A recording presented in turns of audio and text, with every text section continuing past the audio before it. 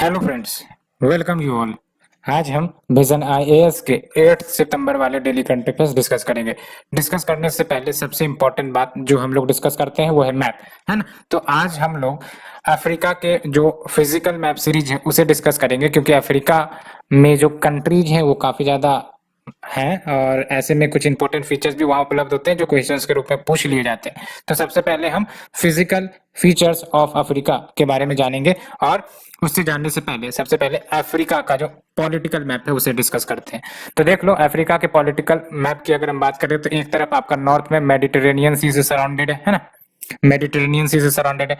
दूसरी तरफ आपका ये रेड सी है, रेड सी से आपका सराउंडेड है ना। तीसरी तरफ आपका जो अटलांटिक ओशियन है उससे सराउंडेड है, ये आपका अटलांटिक है ना।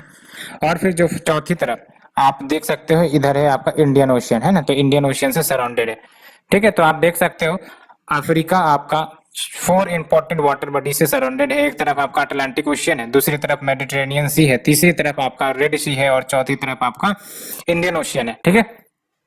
सो इसे डिस्कस करने के बाद ओवरऑल कुछ कंट्रीज देख सकते हो आप, अल्जीरिया, लीबिया, इजिप्ट, इन सब के बारे में हमने डिस्कस भी किया था, ट्यूनीशिया, ये सब आपके जो कंट्रीज है वो मेडिटेरेनियन सी के अलोंग लाई करते हैं, इवन मोरक्को भी, है ना। तो ये सब कुछ कंट्रीज, और इसे हमने डिस्कस भी किया था जब हम वाटर बॉडीज वाले लेक्चर्स को डिस्कस कर रहे थे, ठीक है। आज हमारा ऑब्जेक्टिव बेसिकली पॉलिटिकल मैप के सीरीज को डिस्कस करना नहीं, बल्कि फिजिकल मैप जो आपका है अफ्रीका का उसे डिस्कस करेंगे कुछ इंपॉर्टेंट फीचर्स के साथ, ठीक है। और यहाँ पर आप देख सकते हो ये जो मेडागास्कर है ये आपका आइलैंड नेशन है, ठीक है। और ये आपका इंडियन ओशियन में मौजूद है, क्योंकि इधर आपका इंडियन ओशियन ही है। और इसके बीच में आपको मोजाम्बिक चैनल देखने को मिलेंगे, है ना, मोजाम्बिक चैनल। और मोजाम्बिक चैनल बेसिकली आपका बिटवीन मोजाम्बिक एंड मदगास्कर के बीच है, ठीक है। और इसे डिस्कस करने के बाद let's move to the physical features. तो ये देख लो अफ्रीका का फिजिकल फीचर बेसिकली यहाँ आपको दिख रहा है। और इसे जूम करते हैं। सबसे पहले हम अफ्रीका में नॉर्थ की तरफ जाएंगे, ठीक है। नॉर्थ की तरफ जाएंगे, यहाँ पर आप देखो फिजिकल फीचर्स, यानी कि जो आपको माउंटेन्स या फिर कोई प्लेटू है उन सब के बारे में आपको डिस्कशन या जानकारी मिलेगी, ठीक है। तो सबसे पहले हम माउंटेन्स से शुरुआत करते हैं। आप यहाँ पर देख लो मेडिटेरेनियन सी के लोग आपको एटलस माउंटेन दिख रहा होगा, है ना। ये प्रीलिम्स में भी क्वेश्चन पूछा जा चुका है, एटलस माउंटेन कहाँ पर है, तो अफ्रीका में। और अगर करेक्ट लोकेशन की बात करें तो आपका ये मोरक्को, है ना, वहां पर आपका लाई करता है। आप मैप भी देख लो आराम से, ठीक है। तो यहाँ पर आपका मोरक्को है, अल्जीरिया है ना। तो इन सब रीजन को कवर करता है आपका एटलस माउंटेन, ठीक है। तो आप देख सकते हो एटलस माउंटेन, और ये आपका नदर्न मोस्ट माउंटेन कह सकते हो आपका अफ्रीका का। उसके बाद अगर हम अन्य माउंटेन के बारे में जाने तो आप देख सकते हो यहाँ पर आपको दिख रहा होगा अदमावा माउंटेन, है ना। अदमावा माउंटेन देखने को मिल रहा होगा यहाँ पर। और यहीं पे आपका पीक है, दैट इज कैमरून, है ना। माउंट कैमरून आपने सुना होगा, माउंट कैमरून, है ना। तो आपका अदमावा माउंटेन और उसका एक इंपॉर्टेंट पीक है माउंट कैमरून। उसके बाद अगर हम चले तो आप देख लो और किधर माउंटेन है आपका, हाँ यहाँ पर आप बहुत बार सुनते होंगे माउंट कीनिया, है ना। माउंट कीनिया, माउंट किलिमंजारो, इन सब के बारे में आप पूछते होंगे, बेसिकली आपने सुना भी होगा ज्योग्राफी के लेक्चर सीरीज में, है ना। तो माउंट कीनिया आपका अफ्रीका में ही है, और माउंट किलिमंजारो भी आपका अफ्रीका में ही है, ठीक है। और ये कुछ इंपॉर्टेंट माउंटेन्स हैं, इसे बाद में और डिटेल से डिस्कस किया जाएगा, लेकिन हम लोग कुछ important mountains as well as important features हैं उसके बारे में डिस्कस कर रहे हैं ना। बाद में इसको और ज्यादा डिटेल से इन्फॉर्मेशन के साथ डिस्कस करेंगे, लेकिन आप एक बार वाकिफ हो जाओ इन इन्फॉर्मेशन से, वो काफी बेहतर होगा, क्योंकि ये सब इंपॉर्टेंट फीचर्स हैं आपके ज्योग्राफी लेक्चर सीरीज में भी काम आएंगे, ठीक है। और फिर आपका हॉगर माउंटेन आप यहाँ पर देख सकते हो, ठीक है ना। हॉगर माउंटेन ये भी आपका अफ्रीका में ही है, ठीक है। और कुछ इंपॉर्टेंट माउंटेन्स के बारे में हमने डिस्कस कर लिया अल्टीमेटली आपका, और तो कोई माउंटेन यहाँ नहीं दिख रहा है। हाँ, तो कुछ इंपॉर्टेंट माउंटेन्स हमने देख लिया, वही है आपका। बाकी अदर लेक्चर सीरीज में डिस्कस करेंगे। अब चलते हैं कुछ इंपॉर्टेंट प्लेटू के बारे में जानते हैं, ठीक है। तो आप देख सकते हैं प्लेटूज की बात करें तो क्या मतलब होता है आपका, ये टॉप लैंड होता है, फ्लैट लैंड होता है ना, जो मीन सी लेवल से आपका हायर हाइट पर होता है ना। फ्लैट लैंड आप देख सकते हो, प्लेटू, महाराष्ट्रन प्लेटू, दक्कन प्लेटू आपने सुना होगा, है ना। तो उसी प्रकार से प्लेटू आपको देखने को मिल जाएंगे। और कुछ इंपॉर्टेंट नेम्स अगर हम प्लेटू की बात करें तो देख लो टेडमेट प्लेटू यहाँ पर आपको देखने को मिल जाएगा अफ्रीका में, ठीक है। और अन्य प्लेटू की बात करें तो एक और इम्पोर्टेंट फीचर्स आपका कटंगा प्लेटू आप देख सकते हैं यहाँ पर, ठीक है। और हाँ, ये ड्रेकन्सबर्ग माउंटेन याद रखना, वैसे आपको नाम से ही पता चल जाएगा ड्रेकन्सबर्ग का लोकेशन से कि कहाँ पर है। तो ड्रेकनबर्ग माउंटेन भी आपका अफ्रीका में ही, अगर करेक्ट लोकेशन की बात करें तो सदर्न अफ्रीका, ठीक है। और तो कैटेंगा प्लेटू के बारे में डिस्कस कर लिया। अल्टीमेटली हमने टेडमेट प्लेटू के बारे में भी डिस्कस कर लिया। और कोई प्लेटू यहाँ पर आपका तो नहीं दिख रहा। एक और इम्पोर्टेंट आप यहाँ देख लो, इथोपियन हाईलैंड है ना, इथोपिया वाला जो लोकेशन है वहां पर ये इथोपियन हाईलैंड आपको देखने को मिल जाएगा, ठीक है। और आप देख लो सोमाली पेनिनसुला, वैसे तो आपको पता होगा Somali peninsula along the Somalia जो आपका नेशन है वहीं पे आपको ये सोमाली पेनिनसुला मिल जाएंगे, ठीक है। तो ये हमने कुछ इंपॉर्टेंट प्लेटूज एंड हाईलैंड्स के बारे में डिस्कस किया। अब सबसे इंपॉर्टेंट फीचर आपको ही पता है अफ्रीका का क्या है, डेजर्ट, है ना। तो देख लो आप कुछ इंपॉर्टेंट डेजर्ट के बारे में हम यहाँ जानेंगे। सबसे पहली बात तो यही कि जो लार्जेस्ट डेजर्ट है आपका सहारन डेजर्ट, जो आपका नॉर्थ अफ्रीका को कवर करता है ना, ये वाला रीजन आपका डेजर्ट वाला रीजन है ना। तो ये आपका कवर करता है नॉर्थ अफ्रीका को। एंड लिबियन डेजर्ट, नाम से पता चल रहा है लिबिया वाले जो रीजन है उसको ये कवर करेगा। और फिर आप देख सकते हैं ये ईस्टर्न डेजर्ट देख रहे हो, है ना, ईस्टर्न डेजर्ट इजिप्ट में ही है ये ईस्टर्न डेजर्ट, तो ये भी आपको कवर करता है ना। तो ये आपका देख सकते हो इजिप्ट में आपका ईस्टर्न डेजर्ट, ठीक है। और नूबियन डेजर्ट भी यहीं पर है ना। नूबियन डेजर्ट यानी कि ईस्टर्न डेजर्ट के साउथ में जाओगे तो आपको नूबियन डेजर्ट मिल जाएंगे आराम से। और उसके बाद साहेल रीजन, वैसे ये साहेल रीजन आपका डेजर्ट नहीं है, ठीक है। साहेल रीजन आपका ग्रुप ऑफ अफ्रीकन कंट्रीज को ही कहते हैं, इन वाले रीजन को कहते हैं साहेल रीजन, ठीक है। एंड अन्य डेजर्ट की बात करें तो देख लो आप नीचे सबसे इंपॉर्टेंट डेजर्ट है साउथ इंडिया में, साउथ अफ्रीका में, यहाँ पर देख लो नामीब डेजर्ट, है ना। तो ये जो आप देख रहे हो नामीब डेजर्ट नामीबिया में, ठीक है। यहाँ पर आप नामीब डेजर्ट, और यहाँ पर आप देख लो नामीबिया का लोकेशन यहाँ पर है, तो यहाँ पर आपको मिल जाएंगे नामीब डेजर्ट। एंड अगर हम बात करें कालाहारी डेजर्ट की, है ना, ये आपका कालाहारी डेजर्ट, ठीक है। तो कालाहारी डेजर्ट भी यहीं पर आपको मिल जाएंगे just east of Namib desert, है ना। तो देख लो आप नामीब डेजर्ट यहाँ पर है और कालाहारी डेजर्ट आपको यहाँ पर मिल जाते हैं, ठीक है। तो ये आपका Kalahari desert Namib desert cover कर लिया गया है अल्टीमेटली आपका। और कोई डेजर्ट अगर बचा है तो देख लो, बेसिकली और कोई इंपॉर्टेंट डेजर्ट तो नहीं है। हाँ, ये देख सकते हो ओगाडेन डेजर्ट, बट याद रखने की जरूरत नहीं है, उतनी ज्यादा हाईलाइटेड चीज नहीं है, ठीक है। और एक और प्लेटू जो आपका छूट गया था बाय प्लेटू, है ना। तो बाय प्लेटू आप देख लेना, बाय प्लेटू एक इंपॉर्टेंट फिजिकल फीचर कह सकते हो अफ्रीका का, तो बाय प्लेटू भी आपका वहीं पर है, ठीक है। तो ये हमने कुछ इंपॉर्टेंट फीचर्स की बात की, खासकर जो माउंटेन है एंड प्लेट्यूज हैं, ठीक है, उसके बारे में डिस्कस किया, काफी इंपॉर्टेंट है ये। और कुछ इंपॉर्टेंट पीक्स के बारे में हमने देखा। सबसे हाईएस्ट माउंटेन आपको अफ्रीका में माउंट किलिमंजारो मिल जाएंगे, है ना। माउंट किलिमंजारो आपको हाईएस्ट पीक मिलेगा अफ्रीका में। और बस आज के लिए इतना ही। गल्फ ऑफ गिनिया को देख सकते हो, वैसे गल्फ ऑफ गिनिया आप देख लो, आपका वेस्टर्न अफ्रीका के जो कोस्टल रीजन है वहां पर आपको मिल जाएंगे, ठीक है। एंड गल्फ ऑफ एडन के बारे में तो हमने डिस्कस ही किया था। रेड सी तो हमने ऑलरेडी डिस्कस कर लिया है। और बाकी यहाँ पर आप देख लो मडगास्कर चैनल के बारे में हमने जो डिस्कस किया था कि between the Mozambique and Madagascar, तो आपको मोजाम्बिक चैनल मिल जाते हैं, ठीक है। तो ये हो गया आपका। और कोई फीचर्स जो छूटे हैं आपके देखते हैं। कोंगो बेसिन आप देख रहे हो, कोंगो बेसिन नाम से पता चल रहा होगा कि कोंगो बेसिन आपका सेंट्रल अफ्रीका में है ना। एंड यही कुछ इंपॉर्टेंट फीचर्स हैं। बाकी नेक्स्ट लेक्चर में कुछ इंपॉर्टेंट रिवर्स जो अफ्रीका से फ्लो करते हैं उसके बारे में डिस्कस करेंगे, है ना। देख लो आप रिवर लिम्पोपो है ना, इंडियन ओशियन में फ्लो करता है। फिर आपका रिवर ऑरेंज है, ये आपका अटलांटिक में फ्लो करता है ना। और फिर आपका रिवर नाइल है ना, जो नाइल डेल्टा बनाती है, वो आपका मेडिटेरेनियन में फ्लो करता है जाके, ठीक है। और तो कुछ इंपॉर्टेंट रिवर्स के बारे में भी कल डिस्कस करेंगे। और यहाँ से क्वेश्चन पूछे जाते हैं, क्योंकि इस बार भी पूछा गया था आपको मैच द फॉलोइंग में। एक्चुअली आपका रिवर का नाम दे दिया गया था और आपका माउथ कहाँ पर ड्रेन होता है उसके बारे में पूछा गया था। तो लिम्पोपो के बारे में पूछा गया था और इसका आंसर अभी हमने देखा, ये आपका जो इंडियन ओशियन है उसमें ड्रेन करता है ना, ये है आपका रिवर लिम्पोपो, ठीक है। सो इसे डिस्कस करने के बाद let's start with our discussion. Digital public goods new way of promoting competition in digital market. तो देख सकते हो जो डिजिटल पब्लिक गुड्स है इसके बारे में आपका आर्टिकल आया है।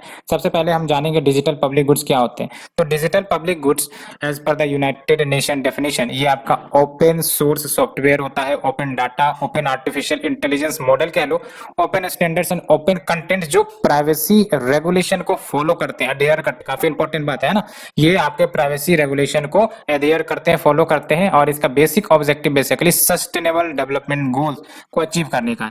और ये नॉन एक्सक्लूडेबल होते हैं, यानी कि नॉन एक्सक्लूडेबल यानी कि किसी को एक्सक्लूड नहीं किया जाएगा। It is available to all citizen and non rivalrous. Non rivalrous यानी कि आपका कोई भी पीपल इसे कंज्यूम करे, यूज करे, इससे ऐसा कुछ नहीं होगा कि ये खत्म हो जाएंगे या फिर इसका जो इंपॉर्टेंस है घट बढ़ जाएगा, ऐसा कुछ नहीं। नॉन राइवलरस है ना, जैसे पब्लिक गुड्स होते हैं नॉन राइवलरस होते हैं, यानी कि जितना भी कोई भी पर्सन उसे इस्तेमाल कर ले, ऐसा नहीं होगा कि वो आपका रेस्ट्रिक्ट कर दिए जाएंगे किसी के लिए, है ना। तो नॉन राइवलरस है ना, जैसे रोड है, रोड क्या है आपका नॉन राइवलरस है, ये किसी एक्सक्लूसिव पर्सन के लिए ओपन नहीं है। उसी प्रकार से ये जो आपका डीपीजी होगा वो नॉन राइवलरस होगा, ठीक है। एंड एग्जाम्पल ऑफ डीपीजी की बात करें तो we have the district health information software 2 जो free and open health source management data platform है ना। तो ओपन सोर्स यानी क्या, इसे कोई भी एक्सेस कर सकता है, and it is also used by the multiple organisation and total 54 countries. And ये आपका सब्सटीट्यूट या कंप्लीमेंट हो सकता है to the direct regulation of digital market, जो कहीं ना कहीं प्रोन होती है कंसंट्रेशन को लेकर and adverse effects on the welfare of people को कंपनी करती है, ठीक है।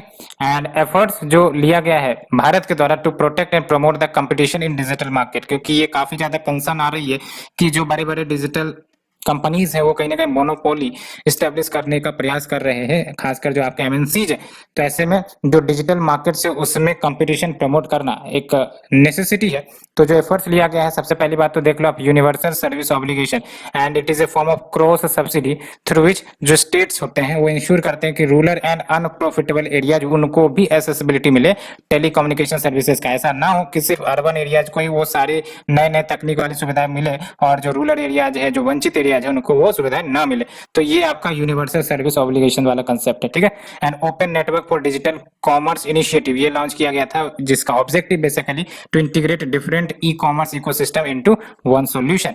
And we have the data empowerment and protection architecture, जिसका objective basically to break data silos. कैसे, तो along the seamless data transfer between the data controllers and data users, है ना, by N intermediary called the consent manager. अब बात करते हैं challenges जो हो सकते हैं अगर इस कंसेप्ट को इम्प्लीमेंट किया जाए। तो जाहिर सी बात है डिजिटल युग में जो सबसे बड़ा चैलेंज आपका साइबर सिक्योरिटी का आता है, and issues of technology sophistication, cost challenge आ जाता है, lack of skills, lack of optimal incentive of the private players to innovate, cyber security issue, ये सब कुछ आ जाते हैं, ठीक है। सो फर्स्ट आर्टिकल हमने डिस्कस किया, कंसेप्ट आपको समझ में आनी चाहिए जो आपका डिजिटल पब्लिक गुड्स का कंसेप्ट है, ठीक है। And next is your Shikshak Parv, PM launches Vidyanjali 2.0 other की इनिशिएटिव इन एजुकेशन सेक्टर। तो देख लो आप, शिक्षक पर्व ऑब्जर्व करी जा रही है to recognize the contributions of teachers that they contribute। And जो शिक्षण पर्व 2021 का थीम है, आप देख लो, quality and sustainable schools learning from schools in India, ये आपका थीम है। एंड पीएम ने वेरियस इनिशिएटिव्स लॉन्च किया है while addressing the inauguration session of an educational conclave at Shikshak Parv. क्या की इनिशिएटिव है, देख लो आप, विद्यांजलि 2.0 पोर्टल। तो ये आपका डोनेशन फैसिलिटेट करेगा, contribution from corporate social responsibility funds, volunteering, and ये सारे के सारे आपका डेवलप करेंगे, स्कूल्स को इम्प्रूव करेंगे, ठीक है।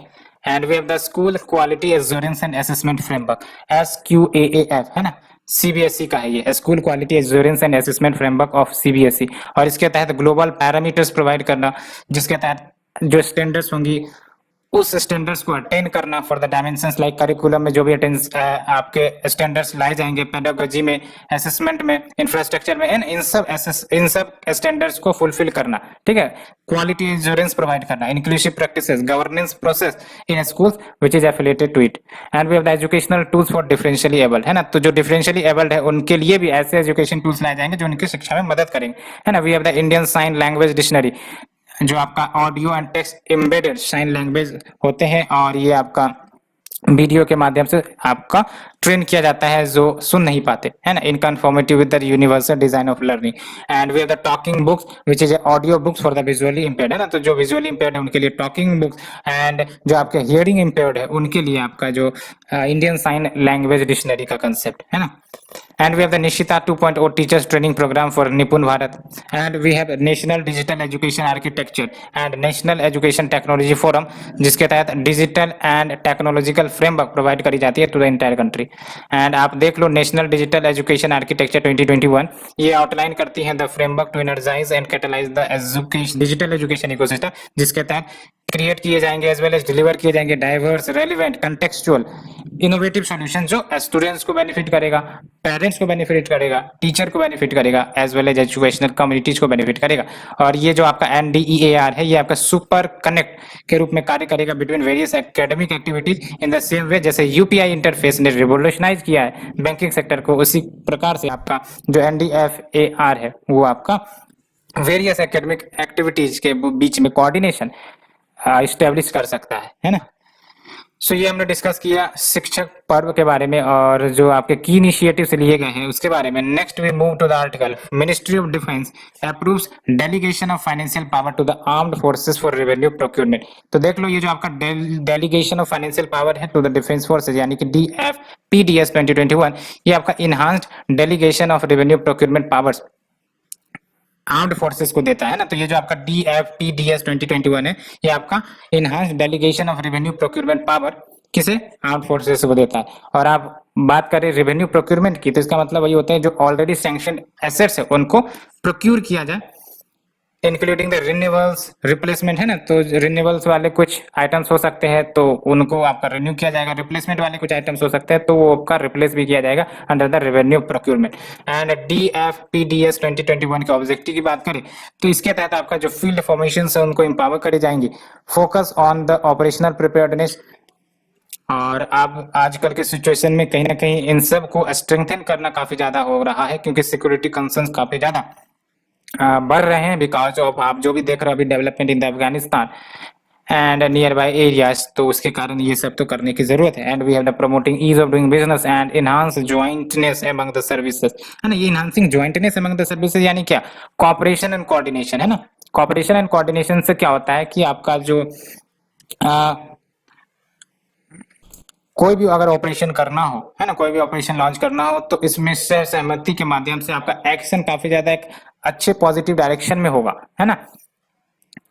एंड सिग्निफिकेंस ऑफ DFPDS 2021 की बात करें तो इसके तहत फील्ड कमांडर्स को एम्पावर किए जाएंगे, है ना, in a speedy manner for urgent operational necessities and essential sustenance requirement जो भी हो उसको भी मीट किया जाएगा, as well as to strengthen the security infrastructure of the country, है ना। तो सिक्योरिटी इंफ्रास्ट्रक्चर को स्ट्रेंथन करने के लिए it is one of the step, as well as procedural delays यानी कि जो कागजी कार्रवाई होने में टाइम लगती है, अप्रूवल होने में, सैंक्शन होने में, है ना, उन सब को ओवरकम करना and greater decentralisation and operational efficiency लेकर आना and help in making quicker decisions at all levels and optimal use of resources. Other government initiatives जो आर्म प्रोक्योरमेंट के लिए लिए गए देख लो, we have the defence acquisition procedure 2020 ये हमने डिस्कस भी किया। इसके तहत टाइमली एक्विजिशन मिलिट्री इक्विपमेंट के किए जाएंगे systems and platform as required by the armed forces in terms of performance capabilities quality standards. कैसे, तो optimum utilisation of the allocated budgetary resources, है ना। तो जो आपके बजटरी रिसोर्सेज एलोकेट किए गए उसका भी ऑप्टिमम यूटिलाइजेशन के माध्यम से ये सब आपका प्रोडक्ट जो है आपका डिफेंस सेक्टर वाला उसको प्रोक्योर किया जाएगा। And we have the defence investor cell, ये काफी इंपॉर्टेंट है, ये आपका इंफॉर्मेशन प्रोवाइड करेगा including the addressing the queries related to investment opportunities, procedures and regulatory requirements for investment in the sector. And we have the India France both agreed on a space security dialogue. तो क्या है ये space security dialogue discussion करते हैं। तो ये जो आपका बायलेटरल यानी कि दो देशों के बीच है, one is India here and other is France, है ना। तो बायलेटरल स्पेस सिक्योरिटी डायलॉग ये इंडिया के लिए आपका थर्ड होगा। इससे पहले इंडिया ने ऐसे अरेंजमेंट दो अन्य कंट्रीज के भी साथ किए हैं, एक तो आपका जापान 2019 में and we have the USA 2015 में, एंड फ्रांस के लिए इंडिया आपका फर्स्ट एशियन कंट्री होगा with which it will be having a such dialogue. And जो कॉपरेशन है between India and France across the space and nuclear domains, ये कहीं ना कहीं दोनों देशों के बीच कॉन्फिडेंस एंड ट्रस्ट को रिप्रेजेंट करता है, the two enjoy with each other. And SSD के माध्यम से यानी कि स्पेस सिक्योरिटी डायलॉग के माध्यम से दोनों कंट्री ये आपका कॉमन मल्टीलेटरल अंडरस्टैंडिंग पर एकत्रित होंगे कहीं ना कहीं of the emerging space environment and जो पॉसिबल थ्रेट हो सकते हैं to the safe secure and sustainable and continued access to outer space. क्या है सिग्निफिकेंस इसका? तो पहली बात तो ये कि इंडिकेट कर रहा है इंडिया के चेंजिंग स्पेस ओरिएंटेशन को। इंडिया का जो सिविल स्पेस कॉपरेशन एंगेजमेंट है विद डिफरेंट कंट्रीज, ये कहीं ना कहीं इवॉल्व हुआ है to focus more on space security. तो कहीं ना कहीं भारत को भविष्य में जो स्पेस सिक्योरिटी को लेकर चिंता है वो दिख रही है, और ये चिंता कहीं ना कहीं एक रियलिटी भी है। जिस प्रकार से जो चाइना है वो आपका टेक्नोलॉजी डेवलप कर रहा है ना, टेक्नोलॉजी डेमोन्स्ट्रेशन। तो ऐसे में भारत भी अपनी स्पेस सिक्योरिटी को भी मजबूत करना चाह रहा है। And we have to protect the space assets as the rapid growth of counter space capabilities by the China. ये सीरियस थ्रेट इंडिया के लिए, फ्रांस, जापान, यूएस के लिए। And to address the global navigation satellite system, space situational awareness, space security, sustainability of outer space environment, collision avoidance in outer space. Collision environment कैसे हो सकता है? जो asteroid है ना, वो टकराने की संभावना है। तो ऐसे में ये आपका पहले से एक्शन रिएक्शन लिया जाएगा तो भविष्य में इस पर भी आपका प्रिवेंट करा जा सकता है अटैक को। And such conversation will with like-minded partners would give India a prominent leadership role in the global governance। और अगर हम बात करें इंडिया फ्रांस स्पेस कॉपरेशन की, तो देख लो फ्रांस इंडिया को मदद कर रहा है। सबसे इंपॉर्टेंट बात ये कि गगनयान मिशन में कैसे, तो मेडिकल सपोर्ट इंडियन एस्ट्रोनॉट्स को ये प्रोवाइड करेगा, as well as ongoing training जो चल रहे हैं अभी for India's manned space mission by 2022, जो आपका गगनयान मिशन है। And we have the space climate observatory, जिसके तहत कॉपरेशन एनहांस करी जा रही है on combating the climate change. And we have the Trishna, which is thermal infrared imaging satellite for high resolution natural resource assessment, जिसके तहत water cycle monitor किए जाएंगे to help in finding out proper ways to utilise it as well. And we have the Megha Tropiques, ये काफी important news में रहती है, और इसके तहत ट्रॉपिकल एटमॉस्फेयर को स्टडी किया जाएगा and climate related aspects such as monsoon, cyclones. And we have the सल initiative satellite for Altika and Argos, और इसके तहत ओशियन को स्टडी किया जाएगा फ्रॉम स्पेस यूजिंग एल्टीमेट्री, और ये सक्सेसफुली 2013 में लॉन्च भी किया गया था, है ना। And we have the 3 new heat waves hot spot in India put large population at immediate health risk। ये स्टडी आपका कंडक्ट हो रहा है। तो देख लो जो स्टडी पब्लिश की गई है in the journal international journal of climatology, ये हीट वेव जैसे घटनाओं को लिंक करता है ना, और कहाँ जा रहा है कि सेवर हीट वेव आ सकती है और मोर्टेलिटी के साथ। क्या की फाइंडिंग है? देख लो, हीट वेव आपका डेडली हेल्थ हजार्ड है, और इसने कहीं ना कहीं थाउजेंड ऑफ लाइव्स को क्लेम किया है across the globe in recent decades. And जैसे जैसे समय बढ़ रहा है उस प्रकार से फ्रीक्वेंसी, इंटेंसिटी, ड्यूरेशन बढ़ते जा रहे हैं हीट वेव्स के in the past half century in India as well. And shift in the spatio temporal trend of heat wave event, कहीं ना कहीं इसका मतलब ये हुआ कि जो पहले हीट वेव्स के जैसे कंडीशन आपका eastern region of Gangetic West Bengal वाले में आते थे, बिहार में आते थे to the north western region, अब किधर आ रहे हैं? North western region, central and further to the south central region. ये हो गया आपका स्पेशियो टेम्पोरल ट्रेंड में शिफ्ट, है ना। तो पहले आपका इधर आता था और अल्टीमेटली अब ये ऑल ओवर डिस्ट्रीब्यूट हो रहा है including the south India.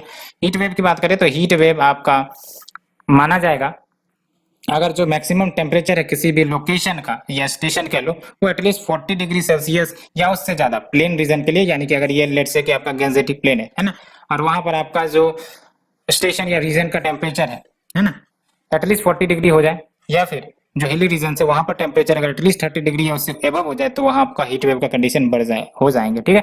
And it is one of the natural hazards under the national disaster management act 2005, है ना। तो ये आपका नेचुरल हजार्ड के कैटेगरी में आते हैं। अदर डिजास्टर जो नेचुरल हजार्ड के कैटेगरी में आते हैं which is under the national disaster management act, जैसे floods, urban flooding, landslide, heat wave, tsunami, cyclone, earthquake, ये सभी आते हैं। And heat wave have severe impacts on health, agriculture, economy and infrastructure. Government strategies to control the heat wave, अगर इसकी बात करें तो देख लो, अर्ली वार्निंग सिस्टम को स्टैब्लिश करना है, inter agency coordination, capacity building या training programme for health care professionals. तो ये हमने डिस्कस किया। Let's move to the next one, agriculture infrastructure fund. Agriculture infrastructure fund, तो देख लो आपका स्टेट ने, मतलब स्टेट्स को अर्ज किया गया है कि आप एग्रीकल्चर इंफ्रास्ट्रक्चर फंड का लाभ उठाएं, सो दैट जो स्मॉल मार्जिनल फार्मर्स है उसको मदद की जा सके, who lack warehousing and cold storage facility. तो अगर हम बात करें इसकी एग्रीकल्चर इंफ्रास्ट्रक्चर फंड की, तो ये आपका सेंट्रल सेक्टर स्कीम है, ठीक है, जिसमें आपका फाइनेंसिंग प्रोवाइड करी जाती है। ऑब्जेक्टिव देख लो, मीडियम लॉन्ग टर्म डेब्ट फाइनेंसिंग फैसिलिटी होगा इन्वेस्टमेंट पर्पस के लिए in the post harvest management infrastructure and community farming asset. ये इंपॉर्टेंट है, वेरी वेरी इंपॉर्टेंट इसका objective. Post harvest management infrastructure and community farming asset. और ये ऑपरेशनल है आपका 2021 से 2029-30 तक, 2019 एंड बेसिकली 10 सालों के लिए है ना, 2020 से आपका 2030 तक। एंड 1 लाख करोड़ प्रोवाइड की जाएंगे लोन के रूप में, किसे? प्राइमरी एग्रीकल्चरल क्रेडिट सोसाइटीज को, मार्केटिंग कोऑपरेटिव सोसाइटीज को, फार्मर प्रोड्यूसर ऑर्गेनाइजेशन सबको, ठीक है। नेक्स्ट इज योर T+1 यानी कि trade plus 1 day settlement cycle. तो देख लो SEBI that is securities and exchange board of India, इन्होंने इंट्रोड्यूस किया है optional T+1 settlement cycle for the market. T+1 का क्या मतलब हुआ कि जो सेटलमेंट है उसको एक ही दिन में सेटल कर दिया जाएगा, यानी कि जो एक्चुअल ट्रांजेक्शन हुए उसके एक दिन के भीतर भीतर आपका ये जो आपका सेटलमेंट है वो क्लियर कर दिया जाएगा। और ये आपका Jan 1 2022 से आएगा और ये डोमेस्टिक इन्वेस्टर्स को बेनिफिट करेगा। कैसे? तो मार्केट लिक्विडिटी को बढ़ाकर। कैसे बढ़ाएगा? तो अगर सेटलमेंट काफी जल्दी क्लियर कर दी जाएंगी तो तुरंत ही आपका लिक्विडिटी मार्केट में आ जाएगा, ठीक है। तो it will increase the market liquidity and trading turnover as well while reducing the settlement risk and broker default. And देख लो, अगर स्विच बैक करना है फिर से T+2 सेटलमेंट साइकिल में, तो स्टॉक एक्सचेंज को 1 मंथ नोटिस देना पड़ेगा to the market. Next is your coal based hydrogen. तो देख लो, मिनिस्ट्री ऑफ कोल ने task force and expert committee constitute करी है to prepare the road map for coal based hydrogen production. Coal की बात करें तो इंपॉर्टेंट सोर्स है हाइड्रोजन मेकिंग का, है ना, या फिर कहो ब्राउन हाइड्रोजन का, apart from natural gas, grey hydrogen and renewable energy, that is green hydrogen through electrolysis. And coal has not been encouraged elsewhere because कहीं ना कहीं इसके लिए एक्सट्रैक्ट किए जाएंगे हाइड्रोजन वाया कोल, तो इसके कारण आपका कार्बन इमिशन बढ़ सकता है ना। And we have the initiative to promote tribal products. तो देख लो, TRIFED in collaboration with ministry of external affairs is setting up the Aatmanirbhar Bharat corner 75 Indian missions या एम्बेसीज अक्रॉस द वर्ल्ड आने वाले 90 डेज में। और ये जो कॉर्नर होगी, कॉर्नर ये आपका एक्सक्लूसिव स्पेस होगा जो जियोग्राफिकल इंडिकेशन को प्रमोट करेगा, है ना, having the tagging of tribal art and craft products beside the natural and organic product. TRIFED की बात करें तो ये एक्टिवली कोलैबोरेट करती है with several other ministry so that जो आपका जीआई टैग प्रोडक्ट्स है उनको प्रमोट करे, अलोंग विद जो ट्राइबल प्रोडक्ट्स हैं उनको प्रमोट करे और ट्रांसफॉर्म करे into a branded product symbolising the empowerment of the tribal artist. Next is वतन प्रेम योगा, और ये गुजरात गवर्नमेंट के द्वारा लॉन्च किया गया है सो दैट जो पीपल हैं गुजरात के who is settled outside India, that is NRI, है ना, उनको असिस्ट किया जा सके in donating for development works in the native villages, and such NRIs can contribute 60% of the cost of village level project while remaining आपका state government के द्वारा contribute किया जाएगा, तो 60:40, है ना। इसमें आपको देख सकते हैं फाइनेंशियल मोबिलाइजेशन फ्रॉम NRI ये हो रहा है। And scheme will cover village level project like smart classes in schools, community hall, primary health centres. Goal देख लो आप, to create development projects worth 1000 crore by December 2022। And we have the Odisha's school transformation programme. And Odisha government ये आपका iconic school set up करेंगे at the investment of 100 crore. And जो school है will having the total 1000 students, 500 each in class 11th and 12th, and it will be drawn from all corners of the state। ये important है, ठीक है। And students will be expected to crack all India examination जो करी जाएंगी, conduct करी जाएंगे। And schools में आपका इक्विप्ड होगा with language laboratories, smart classes, mathematics and high technology computer application centres as well.